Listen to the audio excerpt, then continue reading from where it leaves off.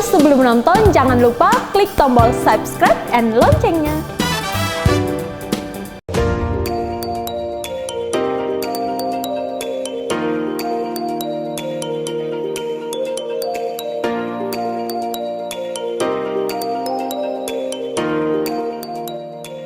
Para pemirsa Aljon, kembali bersama kami dengan tema literasi Ganoderma mempunyai peran penting dalam mensukseskan program peremajaan sawit rakyat. Masih bersama kita 4 orang pakar, ahli pada bidang sangat kompeten dan sekarang dikawal oleh seorang pakar pula, Bapak Dr. Insinyur Darmono Tani Wiryono, Master Science. Nah, silakan Pak Darmono, kelihatannya apa yang disampaikan Pak menarik bagi saya. Petani sudah meningkat keilmuannya, petani sudah semakin paham tentang bahaya Ganoderma yang Ibu katakan musuh yang sangat laten. Nah, mungkin masih ada pertanyaan yang menggelitik, kira-kira ada nggak sih Pak mata anggaran untuk memperhatikan peran dari atau serangan dari Ganoderma dalam RAB? Nah, mungkin nanti bisa didalami oleh Pak Darmono, karena segala sesuatu ujung-ujungnya ada mata anggarannya, ada dananya untuk itu. Kalau nanti pengetahuannya sudah cukup, tapi dananya nggak cukup, akhirnya dilakukan. Silakan Pak Darmono. Tapi baik, terima kasih. Kita wajib bersyukur ya tadi adanya informasi yang sangat menarik dari Pak Gulat ya, bahwa literasi petani sudah cukup tinggi ya. Artinya awareness dari pihak petani ini sudah ada gitu terhadap ancaman Ganoderma ini. Tadi sudah disampaikan juga mengenai penggunaan bibit ya, Pak Aryadi, penggunaan bibit yang unggul kan memang sekarang syaratnya harus menggunakan bibit unggul. Tapi lagi-lagi kalau kita tanam bibit unggul kemudian disusul dengan Oryctes kemudian Ganoderma ya, itu nanti juga akan habis juga gitu kan. Tapi tadi Pak Gulat sebutkan ya sudah mengetahui bahwa ada beberapa produsen bibit sawit yang memang sudah memiliki bibit yang moderat toleran terhadap Ganoderma gitu kan. Jadi tapi saya kira segala pengendalian terpadu harus diterapkan, tidak hanya mengandalkan kepada bibit yang tahan atau moderat toleran ya, tetapi juga cara-cara lain tadi menggunakan mikroba unggul. Bu Gayo silakan kalau mau Anda tanggapi dulu dengan Pak Gulat tadi, saya kira menarik juga ya, tentang tingkat literasi petani. Terima kasih Pak Darmono. Pak Gulat, saya mau bertanya lagi untuk menggali sebenarnya kesadaran dari masyarakat petani ini sampai di mana. Tadi harapan saya tadi diskusi di belakang harusnya bisa diambil sebagai bagian dari programnya. Jadi saya tidak akan bertanya lagi, tapi saya akan beralih kepada regulasi. Katanya di Malaysia itu ada regulasi dari pemerintah yang tujuannya untuk mitigasi Ganoderma. Dan ada 2 unsur yang dipaparkan, yaitu penggunaan bibit unggul. Hanya penggunaan bibit unggulnya kalau kita memang mau mengarah ke Ganoderma, sebaiknya bibit unggul yang toleran terhadap Ganoderma.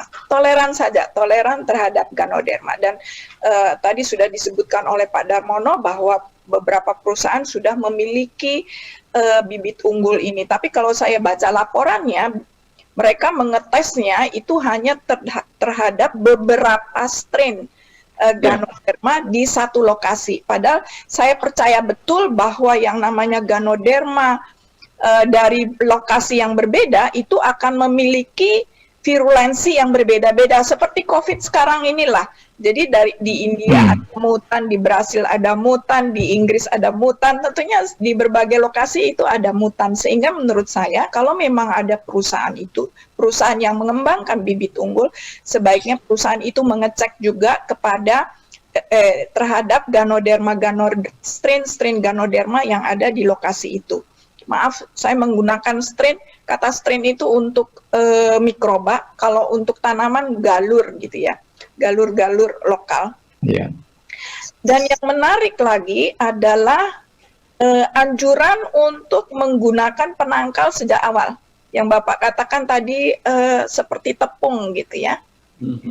Nah, kami di RGM itu salah satu rekomendasinya itu juga penggunaan agensia hayati seperti tadi disebutkan oleh Pak Haryadi ya, dan agensia hayati ini tidak hanya sekedar untuk menangkal Ganoderma, tapi juga mikroba-mikroba yang fungsinya bisa sebagai pupuk hayati ya, mulai dari pelarut fosfat misalnya untuk lahan asam tahan Al, kemudian termasuk tahan pH rendah begitu ya Pak ya, juga untuk sifatnya dia sebagai pendengkok komposisi, jadi dia merombak si tunggul atau akar itu menjadi komponen kembali kepada komponen-komponen bumi gitu ya, jadi tidak ada lagi dalam bentuk bahan organik, dan itu sebaiknya juga ditanamkan kepada petani.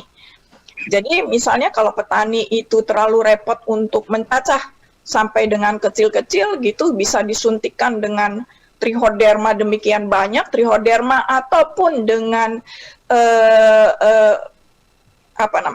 inokulum istilahnya lagi ini Bapak, dengan katakanlah dengan dengan bahan jamur yang tersedia di sekitar kebun untuk ditanamkan di tunggul, sehingga tunggul itu dengan sendirinya rusak, termasuk harapan saya Ganodermanya sendiri yang ada di dalam tunggul-tunggul itu ikut rusak. Dan saya ingin sekali mendengar pendapat Bapak. Jadi kok saya yang jadi moderator Pak, jadi salah. Ya, enggak apa-apa. Ini kan mengalir aja. Mengalir saja. Ya. Moderatornya bisa dinamis berputar. Ya. Oke, baiklah.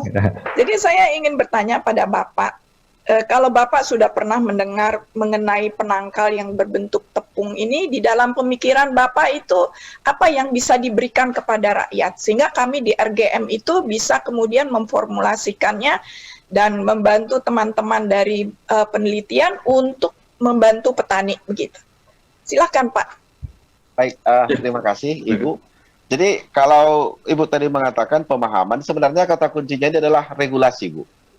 Kalau tidak ada regulasi dari pemerintah atau peraturan bahwa setiap yang melakukan replanting wajib melakukan mitigasi pra dan pasca. Pra itu maksudnya Bu, pemetaan potensi adanya host ataupun potensi gano. Yang kedua setelah dia tertanam perawatan. Nah, pra ini yang seperti Bu bilang tadi adalah ada pencegahan dalam bentuk pemberian tepung.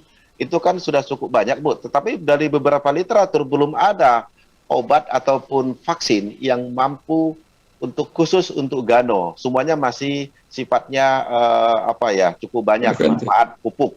Nah, yang kedua adalah bibit, itu sudah merupakan bagian dari pra ya. Perawatan pasca tanam itu yang tadi seperti Ibu sampaikan Ibu Gayu, sebenarnya ini semuanya tergantung Bu. Kalau ada kebijakan, ini terkait PSR terkait ke dana, kalau ada kebijakan wajib hukumnya untuk melakukan satu pra, yang kedua pasca. Ini tahapannya. Itu akan semua ikut. Nah, kemarin kita membicarakan potensi bertambahnya angka dari PSR dari 30 juta menjadi 50, seperti disampaikan teman-teman. Saya pikir rohnya bukan pada 30-50, tetapi penggunaan uang tersebut untuk bagian daripada pengendalian gano. Tentu harus dengan kebijakan pemerintah, Bu. Kalau pemahaman kami tentang yang Ibu sampaikan, mudah-mudahan petani sekarang sudah cepat tahu, oh itu. Cuman kalau nggak ada peraturan, ya mau Bu, luku aja mereka hilangkan, luku, membalik-balik tanah. Kalau tidak ada peraturan, ya mereka tetap akan tidak mau, karena itu uang, biaya, mengurangi jatah yang 30 juta gitu, Bu. Itu, Bu. Terima kasih. Baik. Saya sedikit bisa Pak Darmono. Ya silakan Pak Haryadi. Ya. Terkait ini yang dilakukan petani di Aceh, Pak. Ya. Jadi petani Aceh itu ada tradisional, Pak Gulat juga ya. Itu menggunakan campuran antara air beras, kemudian kelapa, kemudian gula gitu, untuk nyemprot Ganoderma, dan itu lumayan juga ada hasilnya walaupun tidak 100% begitu. Nah, ini mungkin juga perlu diteliti nih yang istilahnya ini lokal ini ya, tradisional seperti itu ya. Nah, memang sawit ini sekarang rakyat sangat ini sekali Bu. Karena apa? Karena rakyat itu kalau melihat hasilnya bagus, pasti dia tidak disuruh pun pasti jalan sendiri ya, tidak usah dipaksa-paksa ya, karena itu maksud saya Pak. Tahun 2000 ini kan udah mulai, dulu tahun 80-an 90-an tuh petani sawit plasma pada dijualin semua itu karena memang nggak tahu hasilnya. Nggak tahu hasil. Tapi begitu tahun 2000 sudah mulai hasilnya bagus, wah sekarang mau hasilnya. Dulu 300.000, 400.000 udah dapat 1 kapling dulu.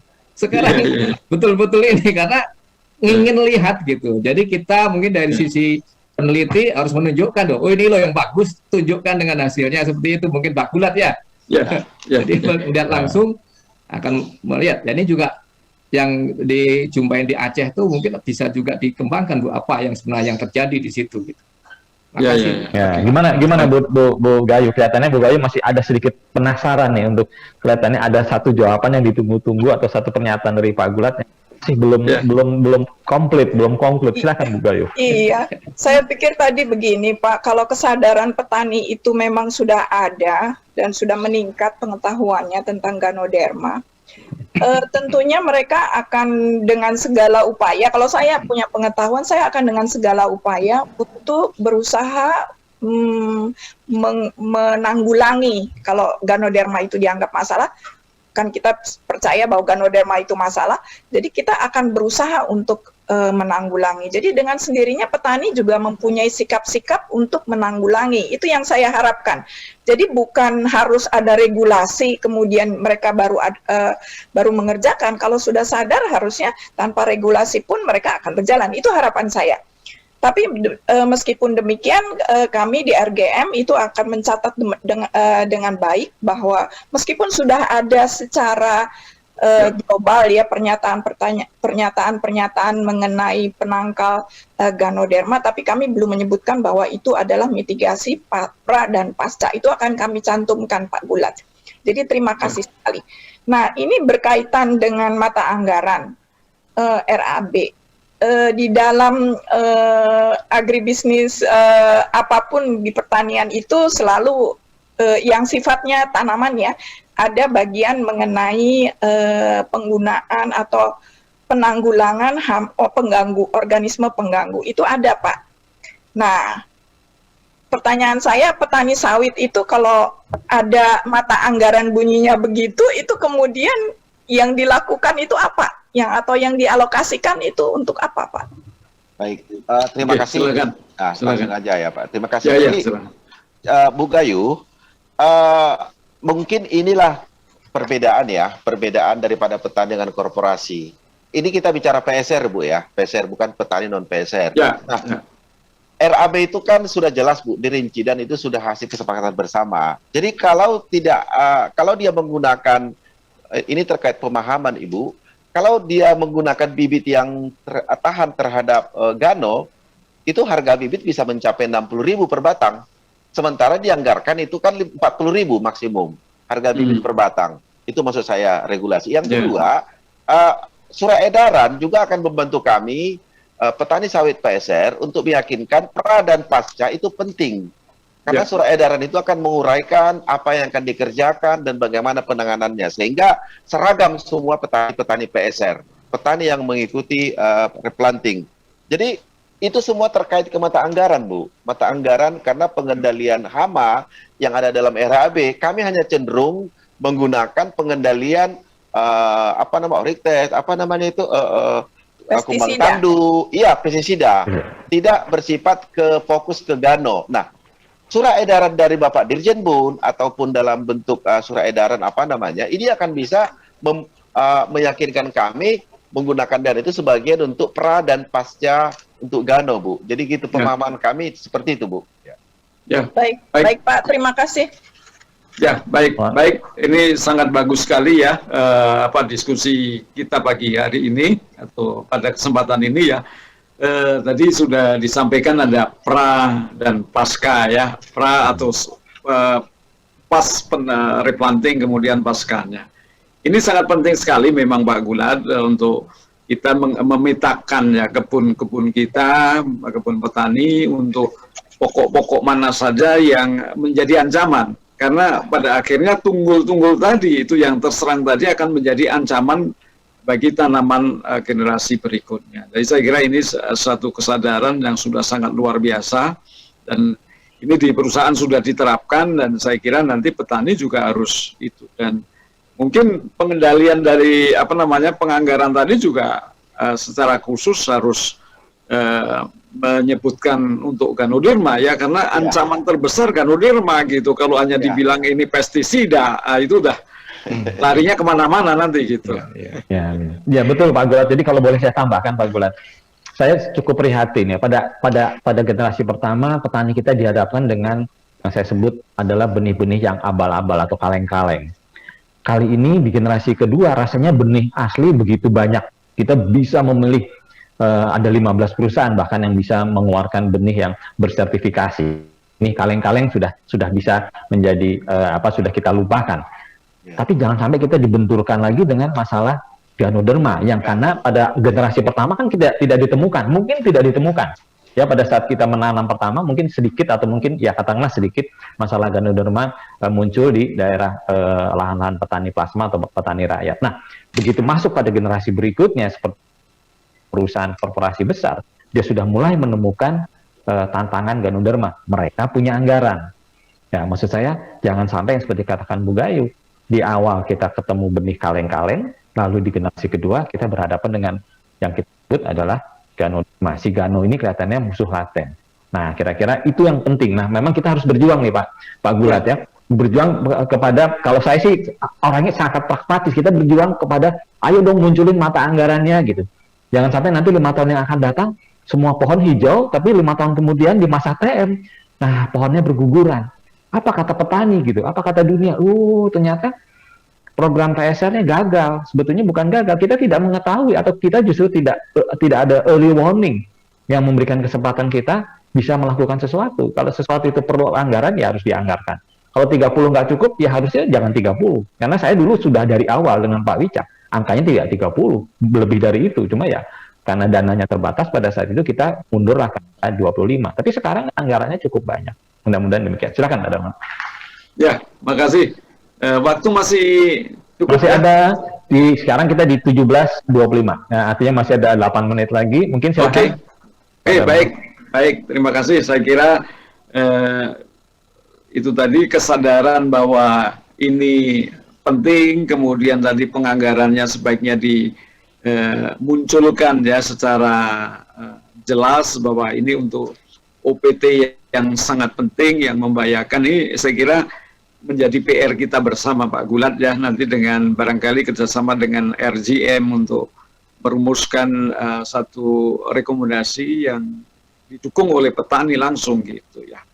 Gitu. Nah Pak Aryadi masih ada harapan-harapan yang ke depan terkait dengan, karena gini Pak Aryadi, kalau nggak salah di dalam SOP itu kan dirobohkan, kemudian dicincang, kemudian diserak ya Pak Aryadi ya. Itu yang normal Pak. Itu SOP normal. Ya. Jadi bukan SOP untuk Ganoderma. Bukan, maksudnya normal di PSR juga direkomendasikan itu. Betul. Artinya kalau itu dilakukan belum bisa menjawab tantangan Ganoderma gitu maksud Pak Haryadi. Belum. Karena normal. Ya. Artinya kita harus lebih dari itu ya. Iya. Pak Gulat tadi sudah sampaikan bahwa sumber infeksi yang berupa tunggul-tunggul itu harus diangkat kemudian dihancurkan gitu kan, supaya tidak menjadi sumber penularan Ganoderma. Itu saya kira sudah sangat bagus. Hanya saja kan kalau bongkarnya pakai cangkul, ini namanya berapa banyak gitu kan. Nah, jadi ini tentunya kan harus menggunakan alat berat. Dan ini saya kira. Tapi kalau seandainya petani itu memang terbiasa melakukan luku-luku dan mereka tidak berkeberatan, saya pikir luku-luku itu bisa dijadikan salah satu kegiatan yang harus yang direkomendasikan ya. Iya. Petani tidak keberatan melakukan luku-luku. Biasanya kalau ini Pak, tinggal tinggal kemudian disebarluaskan saja gitu.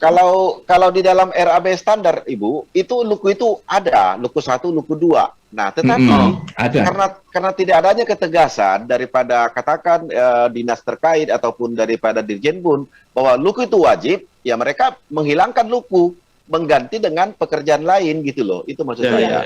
Luku itu ada, tapi Nanti ada satu hal Ibu, Bapak Ibu semua, mungkin perlu saya sampaikan di sini. Kan batang sawit itu kan salah satu host atau sumber daripada tumbuh berkembangnya daripada gano. Sekarang ini kan sudah banyak bermunculan perusahaan-perusahaan yang akan mengolah batang sawit menjadi berbagai produk, termasuk juga untuk pakan, batang segala macam. Nah, ini harus kita dukung. Kita beri kemudahan kepada perusahaan-perusahaan yang mau mengambil itu. Misalnya tanpa pajak lah. Ini kan membantu petani untuk terhindar daripada gano. Mungkin begitu Bu, pemahaman saya Bu. Gitu. Ya, betul Pak Gulat. Ya, jadi kalau tadi batang bisa dihilangkan atau diambil oleh perusahaan, ya, itu juga petani nanti akan cepat bisa menanam lahannya dengan palawija, ya. Itu saya kira sangat bagus. Betul. Ya. Tapi dengan catatan Pak Darmono bahwa tanaman sela tidak menjadi inang baru lagi ya bagi gano. Itu juga harus jadi perhatian. Jadi jangan sampai nanti kita pikir batangnya diambil lalu diproduksi lalu kita bisa menanam tanaman sela. Tanaman sela ternyata jadi inang lagi, jadi tempat lagi bertumbuh kembangnya si gano. Nah, itu yang harus menjadi perhatian kita. Ya, kalau tentang pendanaan tadi Pak Darmono, saya sedikit punya gagasan begini. Jadi umumnya Ganoderma kan di wilayah Sumatera nih, khususnya Sumatera Utara dan sebagainya. Jadi jangan disamakan dong biaya PSR untuk di Sumatera dengan di Kalimantan atau di mana, yang mana relatif di Kalimantan kan relatif baru siklus pertama atau baru mulai gitu ya. Jangan disamakan biayanya dengan yang di Sumatera gitu. Harusnya dibedakan itu. Itu salah satu mungkin biayanya usulan begitu ya. Tapi satu pertanyaan saya dari RGM ini, karena RGM punya kepentingan. Jadi tadi kalau Pak Haryadi, kalau bibit unggul toleran Ganoderma itu sudah dikembangkan dan sudah siap untuk dipasarkan, pertanyaannya tadi hubungan dengan diskusi kita sebelumnya, apakah tanaman ini sudah dievaluasi sampai dengan produksi? Dia sudah mulai produksi, Bu. Mulai produksi, kalau nggak salah sudah TM2 atau TM3 gitu ya. Itu juga adanya di Sumatera Utara sana. Itu perusahaannya juga ada di Sumatera Utara. Itu sudah ada di situ. Hanya belum sampai satu siklus gitu loh. Belum sampai satu siklus sampai 30 tahun kan ini juga. Nah, ini dari sisi menurut mereka itu sudah bagus gitu ininya. Jadi yang di Sumatera ini, pertanyaan berikutnya Pak, itu hanya dicek terhadap Ganoderma di Sumatera, ataukah juga Ganoderma dari lokasi-lokasi lain Pak? Wah, ini dia mengamatinya dari tanaman yang ada dia tanam, dan ada penelitian gitu ya, dia amati terus seperti itu. Dan lokasinya memang di Sumatera Utara, itu Bu, lokasinya ya. Ya paling tidak berarti situ, di kan? Sumatera Utara akan tertolong. Banyaknya di sana kan gitu. Ya, paham dengan concern Bu Gayo ya Pak Haryadi, karena Ganoderma ini melalui siklus seksual. Jadi beda dengan Trichoderma yang hanya menghasilkan spora yang aseksual, tetapi Ganoderma ini membentuk siklus seksual, di mana nanti dari siklus seksual itu juga akan terbentuk strain atau varian baru varian baru itu dengan cepat. Jadi ini memang berkejar-kejaran dengan breeder ini kan, pemuliaan gitu. Jadi ini kecepatannya lebih cepat Ganoderma membentuk strain baru daripada kita menghasilkan sawit yang baru. Ini saya kira jadi oke lah pendekatan tadi menggunakan bibit unggul yang tahan, toleran ya. Tetapi kita juga harus tetap menggunakan pendekatan-pendekatan tadi, tepung yang berisi Trichoderma, kemudian tadi sanitasi kebun yang seperti disampaikan oleh Pak Gulat. Jadi memang seluruh pendekatan harus kita lakukan, karena Ganoderma ini sifatnya menunggu. Dia nempel, kemudian kalau tanamannya lemah, dia menginfeksi. Ya, Pak. jadi ini lambat tapi pasti. Nanti Lambat tapi pasti. Ya. Baik, Pak Darmono, Pak Gulat, Pak Ya. Haryadi dan Ibu, kelihatannya waktu juga yang harus membatasi kita. Kalau memang kita tidak selesai, kita bisa buat satu putaran lagi khusus tentang Ganoderma. Kita hadirkan Pak Ketua Apkasindo dan mungkin salah satu pelaku dari petani yang telah menghadapi dan telah mendapat ancaman seperti itu di awal-awal ini. Jadi ada gambaran yang lebih nyata, seeing is believing, dan ada sebuah endorsement dari pelaku langsung di lapangan. Mungkin itu saran saya. Jadi kami siap, Eljon TV, menjadi mitra Apkasindo, menjadi mitra para ahli dalam mengatasi Ganoderma. Siap. Membantu Anda menjadi mitra media yang baik. Oh. Baiklah para pakar. GAP harus tambahkan Pak ya. Di GAP itu harus tambahkan tentang khusus Ganoderma dan yang lain kan gitu dalam OPT-nya itu. Oh, OPT-nya. Betul, baik. Baiklah para pemirsa Eljon yang bahagia dan para pemirsa yang setia, akhirnya waktu juga yang memisahkan kita. Sekali lagi kami mengaturkan terima kasih kepada Pak Ketua Umum Apkasindo yang sudah berkenan hadir, Ibu Gayu Rayu sebagai Sri Kandif Sawit, sebagai Begawan Sawit, Pak dan Darmono, dan tentunya pengajar kita, sahabat saya Bapak Haryadi. Sampai jumpa di lain kesempatan. Kita masih punya satu putaran lagi untuk petani sawit kita semakin jaya. Ya.